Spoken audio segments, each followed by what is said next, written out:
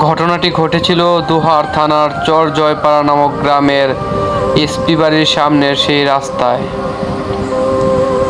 যেখানে একটা কালভার্ট আছে তার ঠিক পাশে আছে বড় একটি ঝোপ। যে জায়গার আরও একটি ঘটনা সম্পর্কে তুলে ধরছি।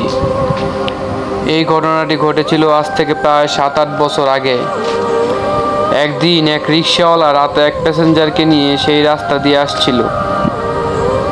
রাত তখন প্রায় আনুমানিক 11টা কি 11:30টার মতন হবে।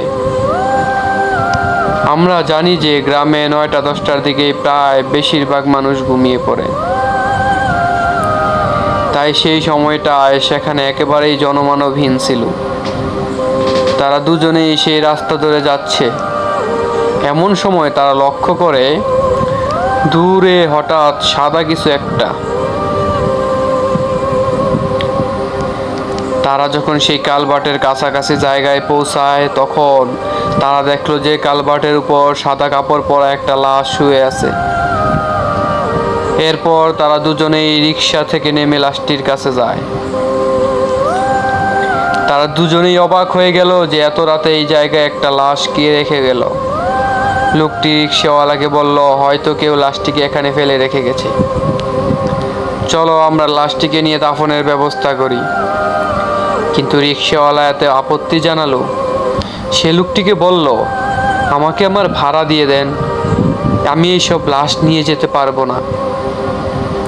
লোকটি তাকে বলল, ঠিক আছে, তোমাকে ভাড়া 100 টাকা বেশি দেব।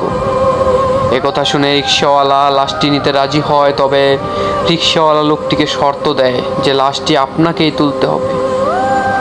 লোকটি বলল, ঠিক আছে, তাই হবে। তারপর লোকটি লাশের কাছে গিয়ে মুখের কাপড় তুলতেই দেখতে পায় লাশটি চোখ খোলা অবস্থায় তাকিয়ে আছে। কেউ চোখ খোলা অবস্থায় মারা গেলে যেমনটা দেখা যায় ঠিক তেমন। এতে সে একটু ভয় পেয়ে যায়। এরপর সে লাশটির গায়ের কাপড়ের আরও কিছু অংশ সরাতেই দেখতে পায় লাশটির শরীরের পশমগুলো বেশ বড় বড়, যা কোনো সাধারণ মানুষের থেকে একেবারেই আলাদা। অর্থাৎ পশমগুলো ছিল ঠিক ভেড়ার শরীরের পশমের মতো। এটা দেখে লোকটি চিৎকার দিয়ে অজ্ঞান হয়ে যায়, আর সেই রিক্সাওয়ালা এক চিৎকার দিয়ে সেখান থেকে দৌড়ে চলে যায়, আরেক বাড়ির সামনে গিয়ে পড়ে। তার কথা শুনে লোকজন সেখানে যায়, কিন্তু অনেক খোঁজাখুঁজি করেও সেখানে কোনো লাশ পাওয়া যায়নি। এমনকি সেই লোকটিকেও সেখানে আর পাওয়া গেল না।